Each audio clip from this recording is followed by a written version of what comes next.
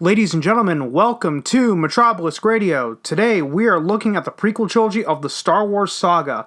For this, I wanted to primarily focus on the main points of contention with this trilogy since it was so divisive at the time. In my opinion, the divisiveness of this trilogy has gone down over the years, but the main points of contention with the narrative and the characters for each movie remains. I will still take a look at the creative team since it has changed from the original trilogy to the prequel trilogy. Now, as always, if you guys want the PDF of this presentation file, make sure to head over to the blog, MetrObeliskradio.blogspot.com, where you can find the corresponding write-up to this episode, along with a download link for the PDF. Other than that, let's get right into the prequel trilogy of the Star Wars Saga. So starting with the creative team, all three movies were written and directed by George Lucas, while also serving as executive producer throughout this entire trilogy. Now, Jonathan Hales, who was the co-writer for Attack of the Clones, worked for George Lucas back in the 90s, along with Rick McCallum, who served as the producer of the prequel trilogy. Essentially, he was George's right-hand man. Now, what Jonathan Hales and Rick McCallum have in common is they both worked on the Young Indiana Jones Chronicles and the Adventures of Young Indiana Jones as producer under Rick McCallum and Jonathan Hales as the writer when Indiana Jones was going on to television. Now let's tear right into the first episode of the prequel trilogy, The Phantom Menace. So we're going to start off with the characters.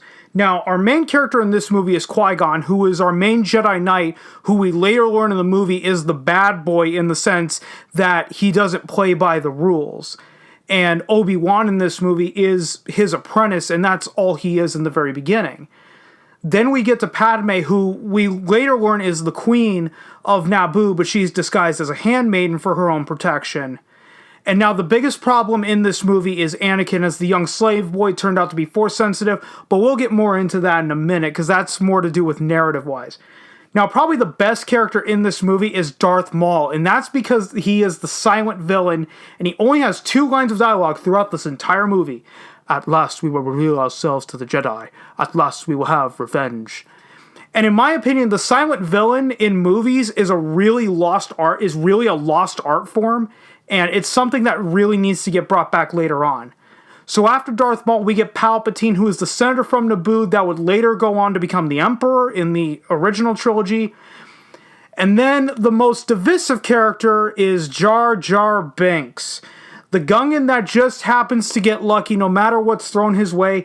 Now, personally, he never bothered me, but I think that has more to do with the fact that I was 9 years old when I first saw Star Wars The Phantom Menace, so age probably does play a factor into that. Now, one of my favorite characters in this movie is probably Watto, and I even loved him as a kid, and it's more of the Republic credits will be fine. No, they won't! I said Republic credits will do fine. No, they won't! What, you think you're some kind of Jedi waving your hand around? I'm a Toydarian! Jedi mind tricks don't work on me! Only money! Ha ha ha ha ha!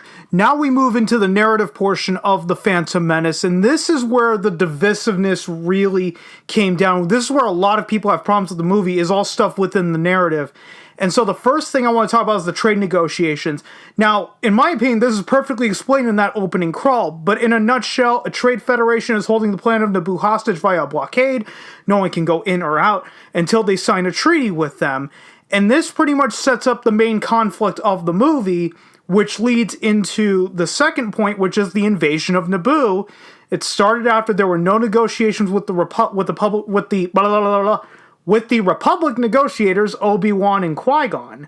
Now, the Trade Federation launched a full-scale invasion to force the Queen's hand into signing the treaty.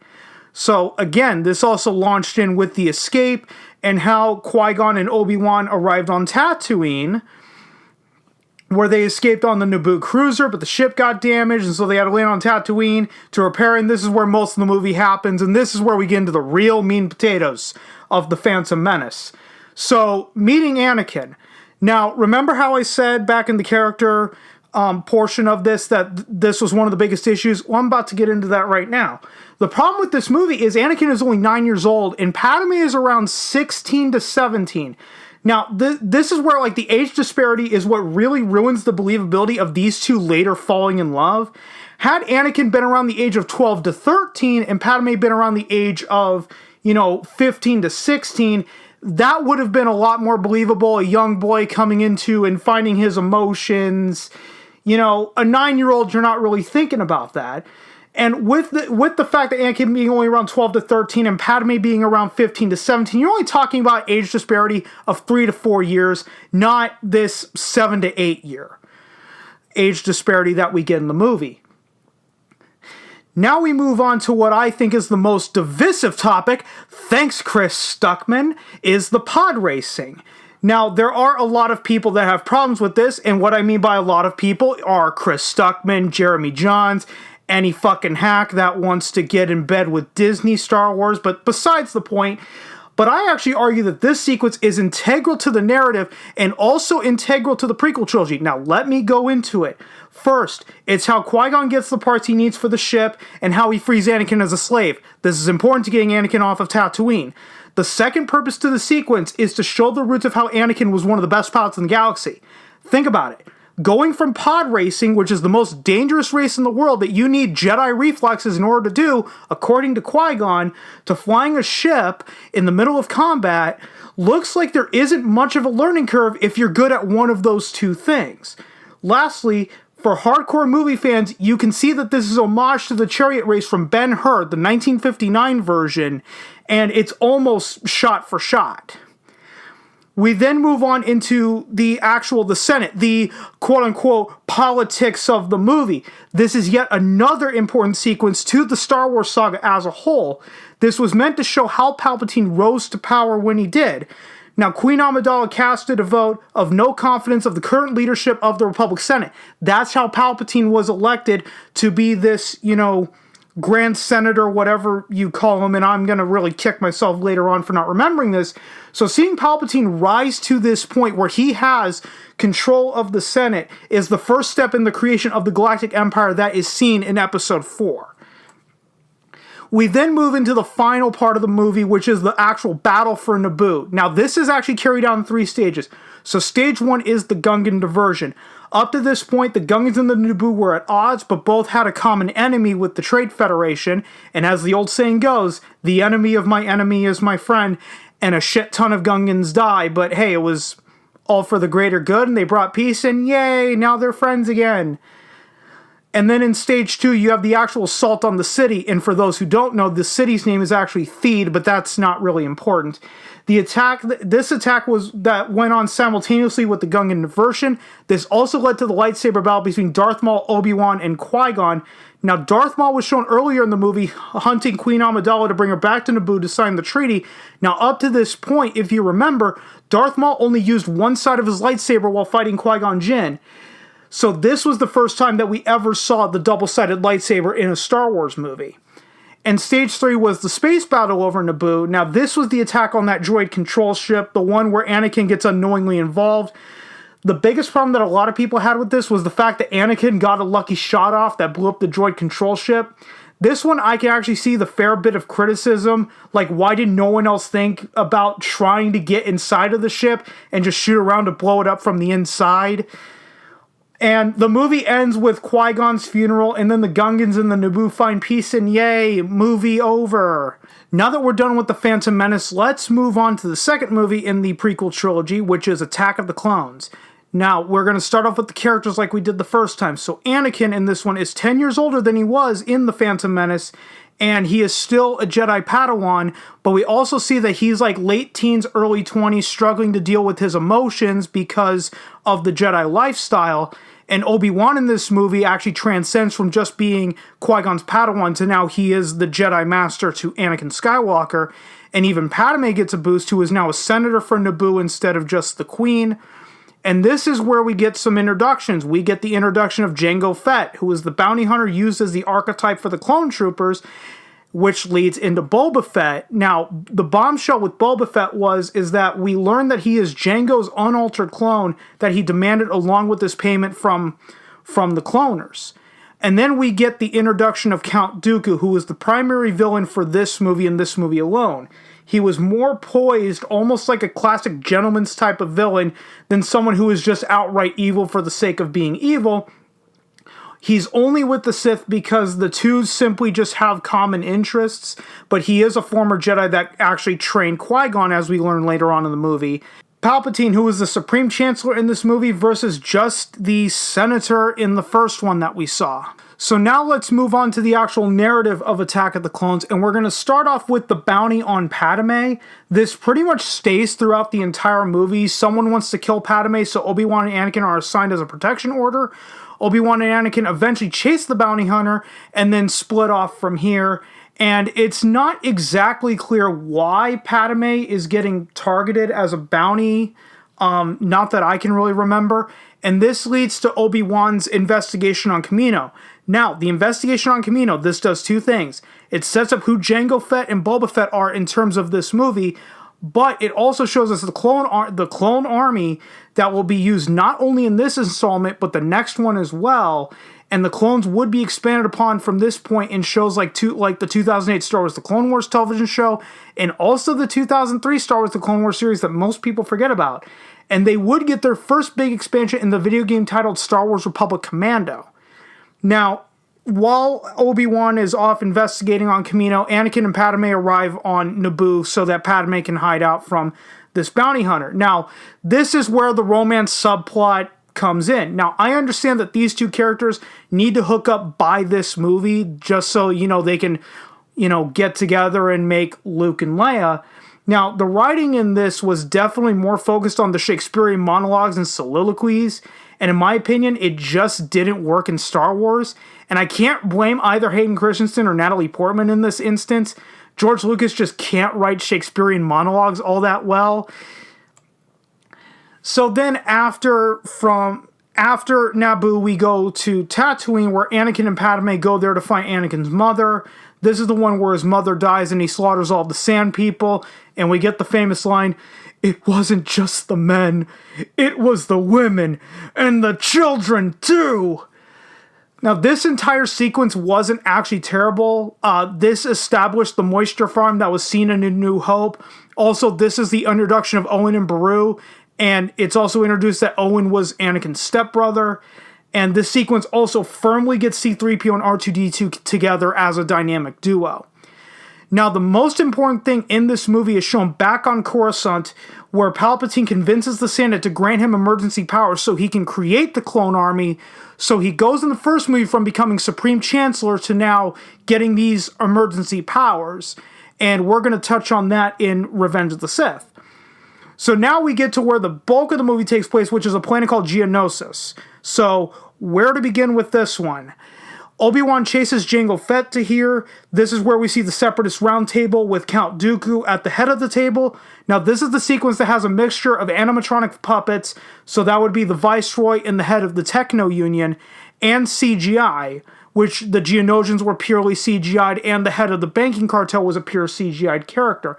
Now, I can defend the Geonosians being CGI'd in this movie, because if they were puppets, then they would just look absolutely ridiculous just flying around. Now, the head of the banking cartel, I feel really needed to be the animatronic puppet because he's only shown at this Separatist roundtable. There was really no reason to make him a CGI character. And, we also see Count Dooku basically truth-bombed Obi-Wan about the Senate being in control by the Sith. Now, Obi-Wan thinks he's completely bullshitting, but as we all know, Count Dooku wasn't bullshitting. Then we get the droid factory sequence with Anakin and Padme. Now, I think that this sequence is kind of overrated. I don't think it really added anything other than getting Anakin and Padme from there to the arena where the action really begins. So then we have the battle sequence that starts in the arena and goes out more into the planet. Now, this really here was to show how the Clone Wars began, and this right here would be the foundation for future video games like Star Wars Republic Commando, the Star Wars The Clone Wars video game from the early 2000s, comic books, TV shows, etc. that all took place during the Clone Wars. This sequence being here in the way it is, I can defend it. And then the really big lightsaber duel, and I think there's only two in this entire movie, was Anakin and Obi-Wan versus Dooku. And this sequence is really meant more for Anakin's character growth because he gets way too overtly cocky at first and he gets thrown back by the Force lightning. And then he loses his arm from instead of his wrist, it's his elbow. Similar to Luke's situation in Empire Strikes Back. And then Yoda comes in and pretty much saves the day by fighting Dooku. And this is actually the first time we finally get to see Yoda actually fighting with a lightsaber. And the whole Geonosis aspect to the movie, and I almost forgot about this, also introduced the Death Star.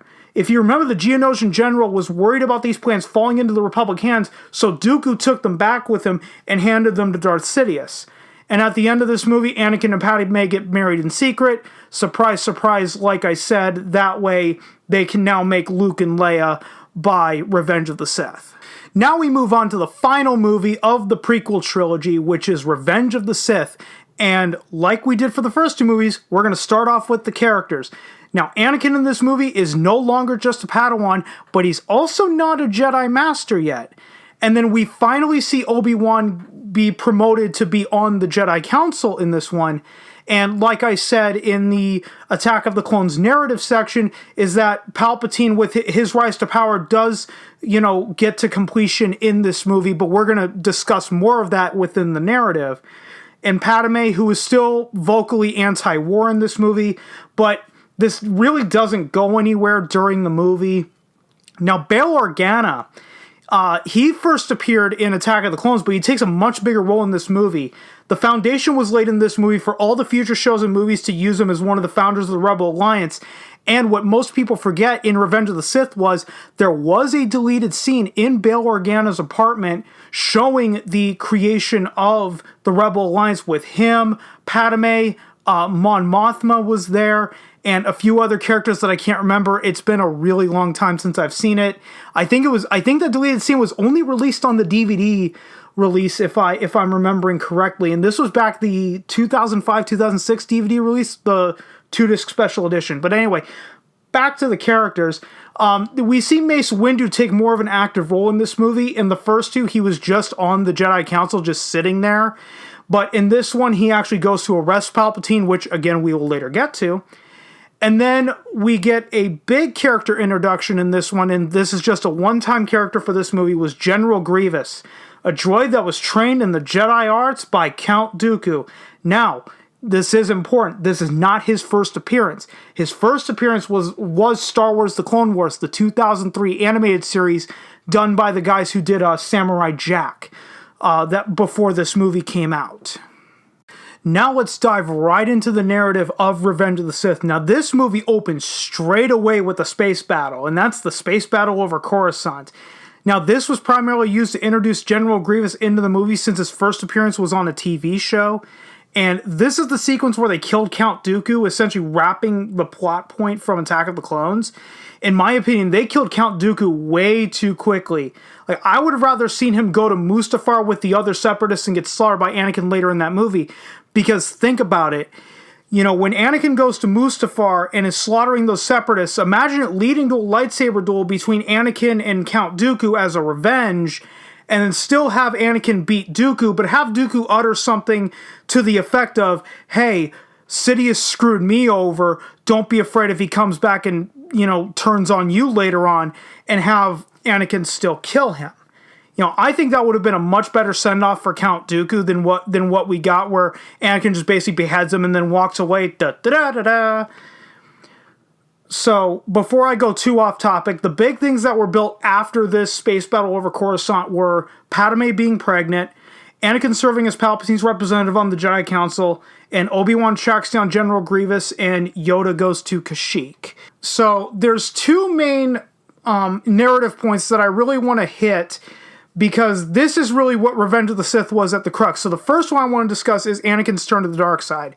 So he receives visions about Padme dying during childbirth, very akin to what he was mentioning in Attack of the Clones with his mother. And now he first goes to Yoda to get advice on what to do in this situation, and all Yoda basically tells him to do is just to let it go. Death is a natural part of life.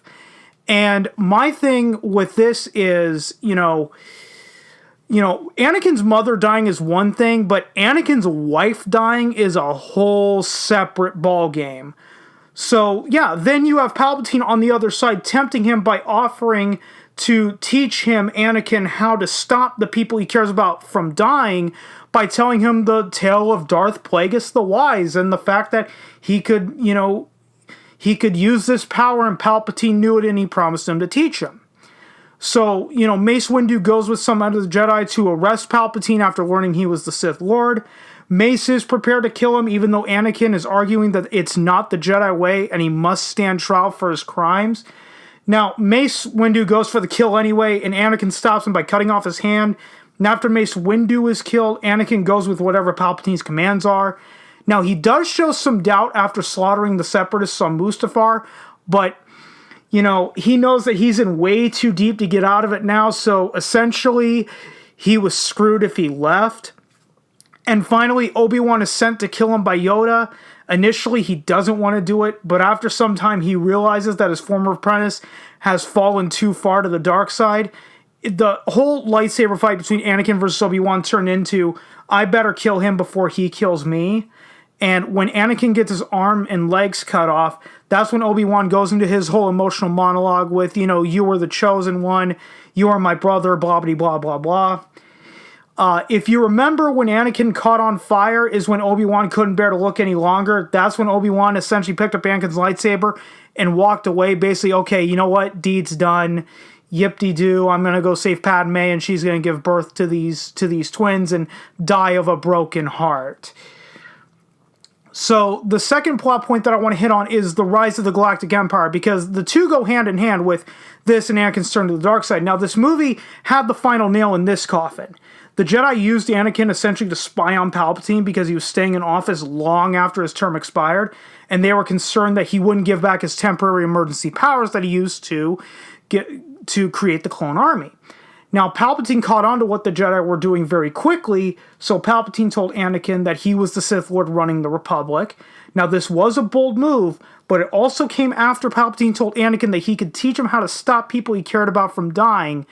So Mace Windu and a few Jedi go to arrest Palpatine, and it does lead to the fight, leaving only Mace Windu alive, and he beats Palpatine. Now, like I said previously, Mace was going to go for the kill shot, and Anakin prevented it, primarily for two reasons, in my opinion. Number one was to uphold the Jedi Code, and number two was more for selfish reasons.